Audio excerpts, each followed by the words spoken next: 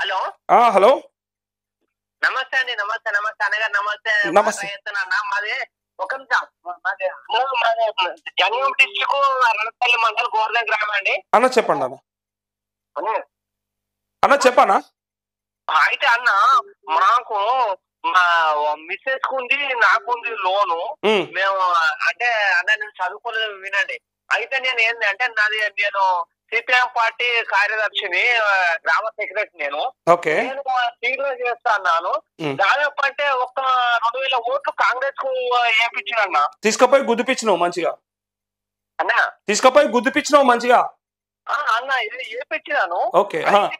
ఇప్పుడు నా పేరు మీద 2 లక్షల ఇప్పుడు మనం చూపిస్తే ఏమన్నా అంటే ఏఈఓ దగ్గర పోతే అది 2,15,000 ఉంది అంటాడు. మా వాళ్ళది 80,000 ఉంది అంటాడు. మరి వీళ్ళు రేషన్ కార్డు నేపథ్యం తీసుకుంటుందా మరి ఎట్లాంటిది? ఇప్పుడైతే రేషన్ కార్డు అని చెప్పారు, రేషన్ కార్డే తీసుకుంటారు కాదన్న. మరి మరి ఎట్లా చేయాలన్నా? మరి నాకు ఇప్పుడు మొత్తం మీద మా ఇద్దరు కలిస్తే 3 లక్షలు ఉందన్న. గన్ ఓట్లు వేయించినావు? ఎవరికి వేయించినావు? మీ ఎమ్మెల్యేలు? మా ఎమ్మెల్యే అన్న నేను వేయించింది అన్న ఎవరికో ఇందిరాకి వేయించిన, కడియం గెలిచాడు. అరే సింగపురం ఇందిరాకి వేయించినావు. ఇప్పుడు కడియం శ్రీగారిని అడిగితే ఇచ్చేయడు ఇక. అన్న నేను కడియం అన్న సిపిఎం అన్న. ఇప్పుడు ఆయన ఆకంచలేదు టీఆర్ఎస్ నుంచి టీఆర్ఎస్ కెళ్ళి గెలిచి కాంగ్రెస్ లకు వచ్చింది. కానీ ఇలా ఎమ్మెల్యే కాబట్టి అడిగితే కూడా ఏడు అంటున్నా. నీకు 2,000 ఓట్లు అటు గుర్తిపించామని తెలిసిపోయింది కదా. అయితే అన్న నేను సిపిఎం కాబట్టి మాకు ఛానల్ లేక అన్న నేను ఏం చేసింది అంటే నేను సీరియల్ చేస్తాను కాబట్టి ఇదే గన్పూర్ కానీ మిగతా విలేజ్ లలో ఒక బల్ల బుద్ధి 2,000 ఓట్లు వేయించిన అన్న. నేను వేయించినావు కదా. మరి ఒక ఎమ్మెల్యే కూడా ఉన్నాడు కదా మీకు అసెంబ్లీలో. మరి ఆయన అడగకపోయారు అసెంబ్లీలో? మరి ఆయన అడుగుతాడా? అడగడా? ముఖ్యమంత్రితో అడగగలుగుతాడు కదా. ఆయన పొత్తుంది కదా మీకు ఆల్రెడీ పార్టీ. అన్న ఇప్పుడు ఒక విషయం ఏంటంటే మా విలేజ్ లో కూడా వాళ్ళకున్న కార్యకర్తలకే మొత్తం లిస్ట్ ఇచ్చి పంపించి వాళ్ళకే ఏంటండి ఇప్పుడు దానిపై భార్య భర్తకు 1,00,00,000 ఉండాలి కూడా అయింది. మాకు కాలేదండి. నాకు పెద్ద టెన్షన్ అయితే 1,00,00,000 ఉంటే ఎట్లా అయింది? భార్య భర్తకు కాలే అట్లా అన్న అయింది. నీకు కాకపోతే వాళ్ళ తీసుకొని నీకు వాళ్ళ పేరుతో మీకు పిలిపిస్తాను. నిజంగా అయింది అంటారు అట్లా? అన్న ఇప్పుడు ఒకటే కుటుంబంలో ఒక్క కుటుంబంలో ఇద్దరికి అయిందా? ఇద్దరికి అయింది. 2 లక్షల మీద ఉన్నా కూడా అయిందా? 1,50,000 అయింది అన్న. నువ్వు ఆ డీటెయిల్స్ తీసుకొని నువ్వు జల్దీ స్టూడియోకి వచ్చేసి కావాలంటే మాట్లాడదాం. రేపు అడుగుదాం, తుమ్మల నాగేశ్వరని అడుగుదాం అందరికి. మరి ఇట్లా ఇట్లా అవుతుంది, మరి మా వాళ్ళకి ఎందుకు కాలేదని అడుగుతాను. అన్న మాదే అన్న గుర్తు పెట్టుకోండి. గోర్దేని విలేజ్ రణపల్లి మండలం డిస్ట్రిక్ట్ జనగాం అండి. ఓకే అన్న, తప్పకుండా. నేను అదే టెన్షన్ పడతానన్నా. ఒక విషయం చెప్పుకోలే కూడా అన్న. చెప్పన్నా. మా భార్య అంగవైకల్యం ప్లస్ ఏంటంటే మా బాబు కూడా ఏది సిబిఐ కంచేపల్లి మాది బ్రాంచ్. ఆయన ఎడ్యుకేషన్ లోన్ తీసుకున్నా కూడా అప్పుడు 10 lakhs తీసుకుంటా కూడా ఇప్పుడు కొన్ని రోజులు అంటే 19 దాకా చేసిందండి రెన్యువల్. 19 నుంచి ఆగిపోయిందండి. ఏదైనా అది ఆగిపోయి అట్లా పెరిగింది సార్.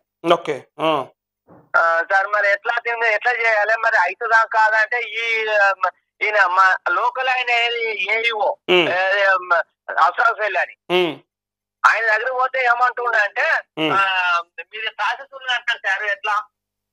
ఓకే ప్రాసెస్ ఉన్నది అంటుండా అంటుంది సార్. మీరు ప్రాసెస్ మీరు ఊరికే తిరుగుతుంటే మీకు ఏం అవసరం లేదు, మీకు రేషన్ కార్డు ఉంది అంటుంది. నేనన్నాను మరి ఒక కుటుంబ నేపథ్యం తీసుకుంటా ఎట్లా అని అడిగిన.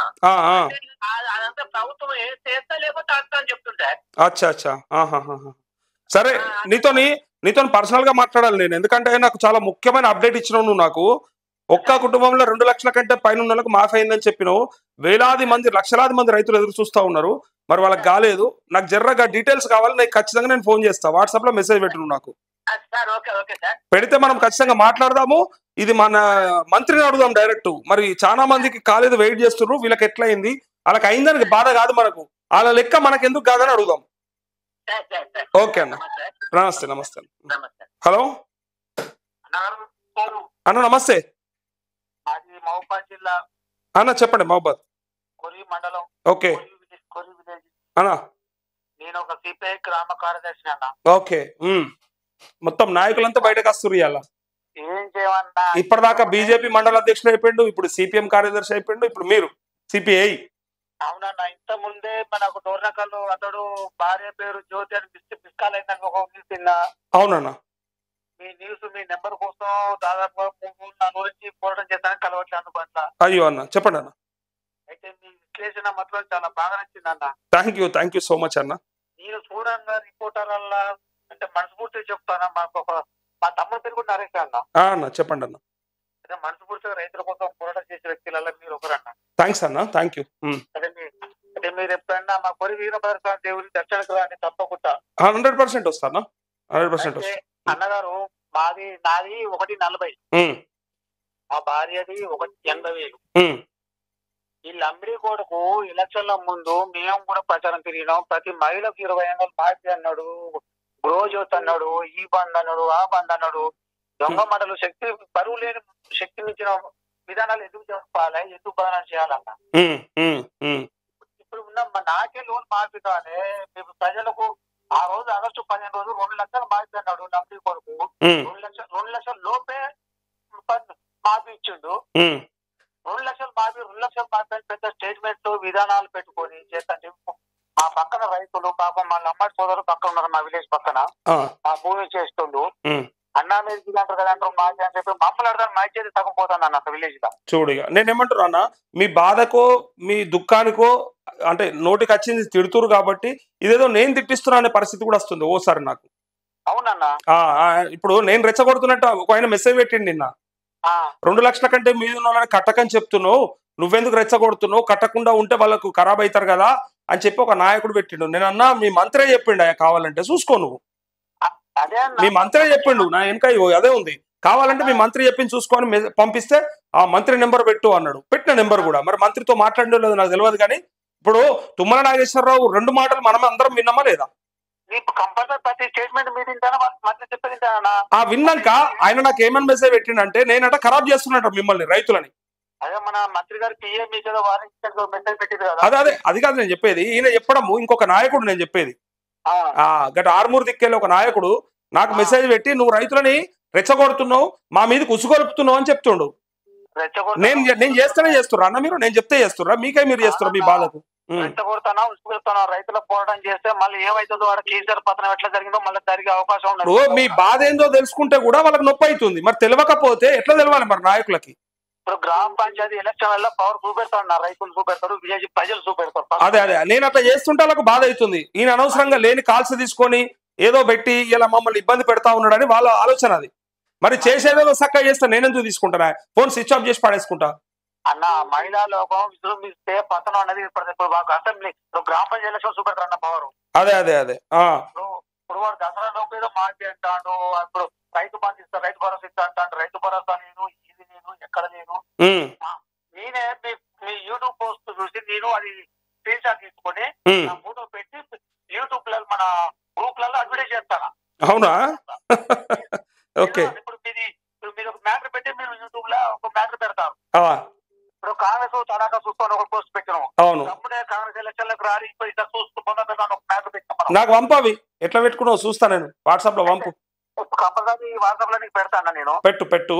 ఇంకొకటి ఏంటంటే ఇప్పుడు నేనే పోస్ట్ చూడలేకైతే నాకు కాంగ్రెస్ నాయకులు ఫోన్ చేసి అన్నా మన మిత్రపక్షం కదా మనం పోటీ చేస్తే అరే భయ కమ్యూనిస్ట్ వాళ్ళమే ఎలక్షన్ అప్పుడు మద్దతు ఇచ్చినాం, మీ విమర్శించడానికి సిద్ధం, దేనికి సిద్ధం అని చెప్పని నేను డైరెక్ట్ మాట్లాడింది అన్న. అరే ఇప్పుడు మద్దతు ఇస్తే ఇప్పుడు మనందరము అంటే ఓట్లు వేసిన వాళ్ళు కాదా? నాకు ఫోన్ చేసిన వాళ్ళంతా కాంగ్రెస్ నాయకులు కాదా? కష్టపడ్డోళ్ళు, జెండా మోసిన వాళ్ళు, రేవంత్ రెడ్డి కోసం పాట చేయించిన వాళ్ళు, ఎకరాలు అమ్ముకున్న వాళ్ళు. ఎకరాలు అమ్ముకోవటమేనన్నా రైతు వాడు ఇదంతా ఎందుకన్నా వాడు ఎరువు బస్తాలు వాడు రూపాయి కిలో అదే 100 రూపాయలకు బత్త అయ్యానండి. అదే ఎందుకు విధానం పెట్టి ఇప్పుడు మహిళకి 20,000 ఆశ పెట్టే మహిళలకు ఆడపిల్లలకు 20,000 అసలు 100 రూపాయలకు లేదే. అవన్నీ చదివితే పెద్ద లిస్టే ఉంది, 400 లిస్టే ఉంది. అది ఇక అది అయ్యే వరకు అంటే అది ఇక అవుతుందా కాదా దేవుడికి ఎరక, కానీ ఈ మొదలు చెప్పింది అయితలేదు, అది బాధ. ఎందుకన్నా ఇప్పుడు కరెంటు 200 యూనిట్ ఫ్రీ అన్నది సగం మందికి అయితే సగం కాలేదు. గ్యాస్ సబ్సిడీ కూడా సగం మందికి కూడా వస్తలేదట, నాకు మెసేజ్ పెట్టారు చాలా మంది. వాస్తవన్నా ఇప్పుడు మేము కూడా సమాజ్ విలేజ్ లో తిరుగుతాం కదన్నా, తిరుగుతాం చేస్తాం కాబట్టి మామూలుగా ఇప్పుడు నేనేంటంటే విలేజ్ వాళ్ళకు మనల్ని అడిగినప్పుడు మనం ఇంకోళ్ళు అడిగే ప్రసక్తిలో ఉన్నాం పరిస్థితి. అదే టీఆర్ఎస్ వాళ్ళు అందరూ సరిగ్గా విలేజ్ లో సర్కిల్ చూస్తూనే ఉంటాం. అవును, వాళ్ళు మమ్మల్ని ఏ లేదన్న పరిస్థితికి వచ్చింది, మీరు ఎలగబడ్డదా మమ్మల్ని అంటారు కదా, ఏం చేసిరు అనే పరిస్థితి వచ్చిందన్న. మిమ్మల్ని అన్నారు, మమ్మల్ని కూడా అంటారు కదా. మరి ఇన్ని రోజులు ఎక్కడ వేరు ఈ గాడిది కొడుకులు అంటారు రైతులను పట్టుకొని. ఒక ఆయన అన్న మాట నాకు ఎంత బాధ అయిందంటే, ఇయ్యాల మాట్లాడుతున్నారు కేసీఆర్ ఈ రేవంత్ రెడ్డి చేస్తలేడని ఉరికస్తున్నారు ఇప్పుడు. మరి ఇన్ని రోజులు ఏడవన్నారు ఈ రైతులు అంటుడు ఒక ఆయన. అయితే రీసెంట్లీ అన్న ఇప్పుడు కోదాడు పోస్ట్ ఒకటి పెట్టిరన్న, నాకు చాలా బాధాకరం అనిపించింది అన్న. ఒకటి కోదాడు సిఐ రైతులు తిట్టడం ఒకటి ఉన్న చూసారన్న. అవును చూసా నేను కూడా అది. అవును అది మేది ప్రతి పోస్ట్ నేను కంపల్సరీ చూస్తానన్న. అదే అదే అదే అదే చూసినా నేను. అదే అదే వాళ్ళు ఏమో అనుకుంటారు, వాళ్ళు అధికారులు అట్లే నాయకులు ఏమో అనుకుంటారు రైతులు అంటే అంత చిన్న చూపు ఉంది వాళ్ళకి. రైతు మన విజృంభణ తెలుస్తుందన్న, పవర్ చూపెట్టాలి ఖచ్చితంగా చూపెట్టాలన్న. మీలాంటి వాళ్ళ మద్దతు అవసరం ఉన్నది. మనం అందరం కలుస్తాము, ఖచ్చితంగా మనం ఒక కార్యాచరణ తీసుకుందాం. ఇది అయ్యేదాకా పోరాటం చేద్దాం. ఇప్పుడు నేను మీకు ఒక 2-3 పోస్టులు పెట్టిన, ఆ పోస్ట్ మీకు వాట్సాప్ పెట్టండి ఇప్పుడు. ఓకే అన్న, థ్యాంక్ యూ అన్న, థ్యాంక్ యూ. ధన్యవాదాలు అన్న, ఫోన్ రిసీవ్ చేస్తున్నాను. థ్యాంక్ యూ అన్న, థ్యాంక్ యూ.